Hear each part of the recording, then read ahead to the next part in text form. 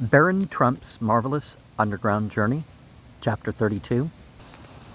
How we entered the land of the happy forgetters, something more about these curious folk, their dread of Bulger and me, only a stay of one day accorded us, description of the pleasant homes of the happy forgetters, the revolving door through which Bulger and I are unceremoniously set outside of the domain of the Rattlebrains, all about the extraordinary things which happened to Bulger and me thereafter, once more in the open air of the upper world, and then homeward bound.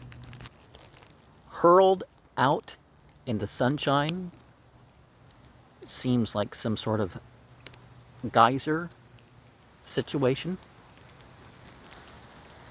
Caught up in the arms of the torrent. Looks like flowing through a pipe. But there's something backwards about the way it's drawn. Because it looks like they're being drawn towards the left, but the positioning is, the happy forgetter pursued his way calmly along the winding path that skirted the glowing river, apparently, and no doubt really, unconscious of the fact that Bulger and I were following close at his heels. After half an hour or so of this silent tramp, he suddenly came to a standstill, and with his placid countenance turned toward the light, seemed to be so far away in thought that for several moments I hesitated to address him, but as there were no signs of his showing any disposition to come to himself, I made bold to ask him the cause of the delay. "I'm happy to say," he remarked, without so much as deigning to turn his head, "that I've forgotten which of these two roads leads to the homes of our people." Well, this was a pleasant outlook, to be sure, and I don't know what we should have done had not Bulger solved the difficulty for us by making choice of one of the paths and dashing on ahead with a bark of encouragement for us to follow. When I assured the happy forgetter that he need have no fear as to the wisdom of the choice, he gave a start of almost horror at the information. For you must know, dear friends, that the happy forgetter has more dread of knowledge than we have of ignorance. To him it is the mother of all discontent, the source of all unhappiness, the cause of all the dreadful ills that have come upon the world and the people in it.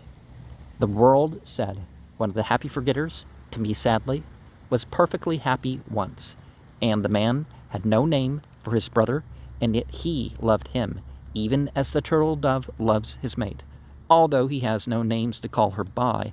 But alas, one day this happiness came to an end, for a strange malady broke out among the people.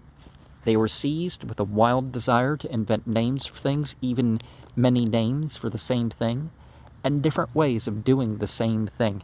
This strange passion so grew upon them that they spent their lives in making them, in every possible way, harder to live. They built different roads to the same place. They made different clothes for different days and different dishes for different feasts. To each child they gave 2, 3, and even 4 different names, and different shoes were fashioned for different feet, and one family was no longer satisfied with one drinking gourd. Did they stop here? Nay. They now busied themselves learning how to make different faces to different friends, covering a frown with a smile, and singing gay songs when their hearts were sad. In a few centuries, a brother could no longer read a brother's face, and one half the world went about wondering what the other half was thinking about. Hence arose misunderstandings, quarrels, feuds, warfare. Man was no longer content to dwell with his fellow man in the spacious cavern which kind nature had hollowed out for him, piercing the mountains with winding passages, beside which His narrow streets dwindled to merest pathways. In the land of the happy forgetters, care never comes to trouble sleep, nor anxious thought to wear the dread mask of tomorrow. Happy the day on which this child of nature might exclaim, "Since morn I've forgotten something. I've unloaded my mind, it's one thought lighter than it was." He was the happiest of the happy forgetters, who could honestly say, "I know not thy name, nor when thou wast born, nor where thou dwellest, nor who thy kinsmen are. I only know that thou art my brother, and that thou wilt not see me suffer if I should forget to eat, or perish of thirst if I forget to drink, and that thou wilt bid me close my eyes if I should forget that I had laid me down to sleep." Bulgars and my arrival in the land of the happy forgetters filled the hearts of these curious folk with secret dread. At sight of my large head, they all began to tremble like children in the dark, stricken with fear of bogey or goblin, and with one voice they refused to permit me to sojourn a single brief hour among them. But gradually the sudden terror passed off a bit, and after a council held by a few of the younger men, whose brains as yet completely filled their heads, it was determined that I might bid for another day in their land, but then that the revolving door should be opened and Bulger and I be thrust outside of their domain. And from what Don Fun had written about the happy forgetters, I knew only too well that it would be useless for me to attempt to reverse this decree. So I held my peace, except to thank them for this great favor shown me. The daylight, if I may call it so, now began to wane, or rather the thousands of light-giving creatures swarming in the river now began to draw in their long tentacles, close their flower-like bodies, and slowly sink to the bottom of the stream. Now, this is not quite what I mean by the 1,000 points of light elsewhere, right? I was quite anxious to see whether the happy forgetters would make any attempt to light up their cavernous homes, or whether they would simply creep off to bed and sleep out the long hours of pitchy darkness. To my surprise, I now heard the clicking of flints on all sides, and in a moment or so, 1,000 or more great candles made of mineral wax with asbestos wicks were lighted, and the great chambers of white marble were soon aglow with these soft, steady flames. The happy forgetters were strictly vegetable eaters. Upon the various fungus plants growing in these caverns in great profusion, together with a very nutritious and pleasant-tasting jelly made from a hardened gum of vegetable origin, which abounded in the crevices of certain rocks. There was still another source of food, namely the nests of certain shellfish, which they built against the face of the rock just above the surface of the river. These dissolved in boiling water made an excellent broth, very much like the soup from edible birds' nests. The clothes worn by the happy forgetters were entirely woven from mineral wool, which, in these caverns, gave a long and strong fiber of astonishing softness. The rattlebrains were tolerably good metal workers too, but contented themselves with fashioning only such articles as were actually necessary for daily use. Their beds were stuffed with dried seaweed and lichens, and Bulger and I passed a very comfortable night. As I was forbidden to speak aloud, to ask a question, or to walk abroad unless in company with one of the selectmen, I was not sorry when the moment came for the revolving door to be opened. The happy forgetters had been led to believe that Bulger and I were 1,000 times more dangerous than scaly monsters or black-winged vampires, and hence they held themselves aloof from us, the children hiding behind their mothers, and the mothers peering through crack and crevice at us. The size of my head inspired them with a nameless dread.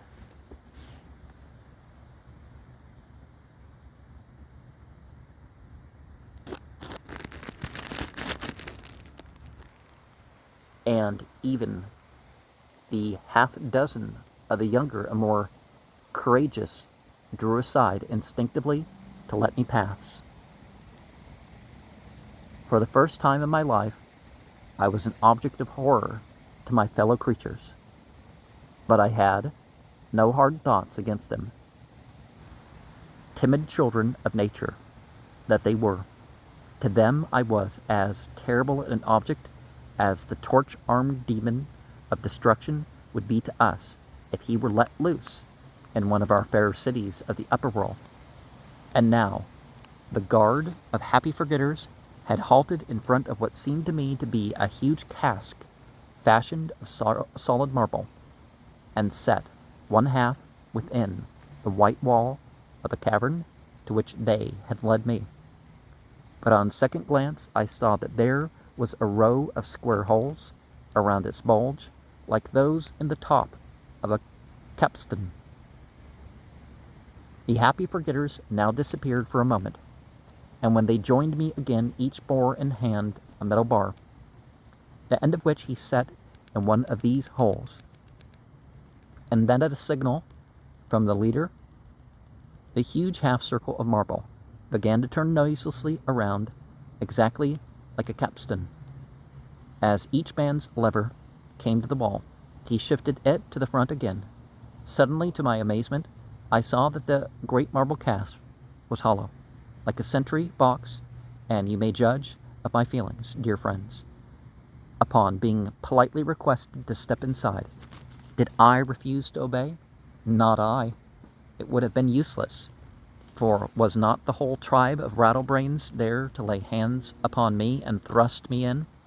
So taking off my hat and making a low bow to the little group of happy forgetters, I stepped within the hollow cask, and Bulger did the same, but not with so good a grace as his master, for casting an angry glance at the inhospitable dwellers in these chambers of white marble, he growled and laid bare his teeth to show his contempt for them. Now the great marble cask began to revolve the other way, and in a moment it was back in place again.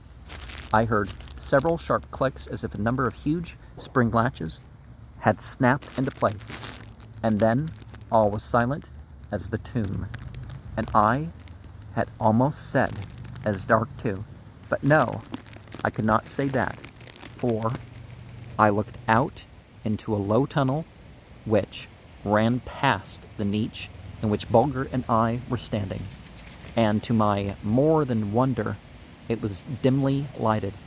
I stepped out into it. It was as round as a cannon bore, and just high enough for me to stand erect, and now I discovered whence the light proceeded. In the cracks and crevices of its walls grew vast masses of those delicate, light-giving fungus rootlets, the glow of which was so strong that I had no difficulty in reading the writing on my tablets. In fact, I stood there for several minutes making entries by the light of these bunches of glowing rootlets. Then the thought dashed through my mind, which way shall I turn, to the right or to the left? Bulger comprehended the cause of my vacillation, and made haste to come to my rescue. After sniffing the air, first in one direction and then in the other, he chose the right hand, and I followed without a thought of questioning his wisdom. Strange to say, he had not advanced more than a few hundred rods before I noticed that there was a strong current of air blowing through the tunnel in the direction Bulger had taken. Every moment it increased in violence, fairly lifting us from our feet and bearing us along through this narrow bore made by nature's own hands, and lighted too by lamps of her own fashioning. The motion of the air through this vast pipe caused bursts of mighty tones, as if pealed forth by some gigantic organ played by giant hands. It was strange, but yet I felt no terror as I listened to this unearthly music, although its depth of tone jarred painfully upon my eardrums. By the dim light of the luminous rootlets, I could see Bulger just ahead of me, and I was content. No shiver of fear ran down my back, or rawed my limbs of their full power to resist the ever-increasing pressure of the air. But as it grew stronger and stronger, half of my own accord and half because Bulger set the example, I broke into a run. Our pace, once quickened, it was impossible for me to slow up again. On in a mad race, my feet scarcely touching the bottom of the tunnel, I sped along, while the great pipe through which I was borne on the very wings of the gale sent forth its deep and majestic peal. There was something strangely and mysteriously exciting in this race, and all that kept me from enjoying it to my full bent was the thought that a sudden increase in the violence of the might of the blast might toss me violently on my face and possibly break an arm for me or injure me in some serious way. All at once the deep pealing forth of the organ-like tone ceased, and in its stead came the awful sound of rushing water. Before I had time to think, it was upon me, striking like a terrific blow from some gigantic fist wearing a boxing glove. The next instant I was caught up like a cork on a mountain torrent, swayed from side to side, twisted, turned, sucked down, and cast up again, whirled over and over, tossed and tumbled, rolled along like a wheel, my arms and legs the spokes. Wonderful to relate, I did not lose consciousness as this terrible current shot me like a stick of timber through a flume, whither I knew not, only that the speed and volume went ever on increasing until at last the tumultuous torrent filled the tunnel and robbed me of light, of breath, of life, of everything, including my faithful and loving Bulger. How long it lasted, this fearful ride in the arms of these mad waters, rushing as if for life or death through this narrow bore, I know not. I only know that my ears were suddenly assailed with a mighty whiz and rush of water as through the nozzle of some gigantic hose, and that I was shot out into the glorious sunshine, out into the grand, free, open air of the upper world, and sent flying up toward the dear blue sky with its flecks of fleecy cloudlets, and Bulger some 20 feet ahead of me, and that then, with a gracefully curved flight through the soft and balmy air of harvest time, we both were gently dropped into a quiet little lake nestled at the foot of a hillside yellow with ripened corn, or do they mean grain? But in a moment or so we had swum ashore. Bulger wanted to halt and shake the water from his thick coat, but I couldn't wait for that. Wet as he was, I clasped him to my heart while he showered caresses on me. But not a word was said, not a sound was uttered. We were both of us too happy to speak, and if you have ever been in that state, dear friends, you know how it feels. I can't describe it to you. At this moment, some men and boys, clad in the garb of the Russian peasant, came racing across the fields to see what I was about. No doubt, for I had stripped off my heavy outside clothing and was spreading it out in the sun to dry. Upon sight of these red-cheeked children of the upper world, I was so overcome with joy that for a minute or so I couldn't get a syllable across my lips, but making a great effort, I cried out, "Fathers, brothers, where am I? Speak, dear souls." "In northeastern Siberia, little soul," replied the eldest of the party, "not far from the banks of the Obi.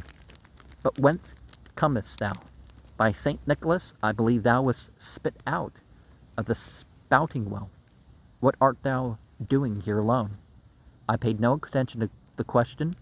I was thinking of something else of more importance to me, to wit, my splendid achievement, the marvelous underground journey I had just completed, fully 500 miles in length, passing completely under the Ural Mountains. After a short stay at the nearest village, I engaged the best guide that was to be had, and crossing the Urals by the pass in the most direct line, re-entered Russia and made haste to join the first government train on its way to St. Petersburg, having dispatched an avant courier with letters to my beloved parents, informing them of my good health and whereabouts. I passed several weeks very pleasantly in the Russian capital, and then, by easy stages, set out for home. The elder baron came as far as Riga to meet me, and brought me the best of news from Castle Trump, that my dear mother was in perfect health, and that she and every man, woman, and child in and about the castle were anxiously waiting to give me a real German welcome back home again. And here, dear friends, meet Herzlichen Gruß, Bulger, and I take our leave of you. And there could be some actual underground mythology that he's talking about. There's certainly the talk about the year and a day journeys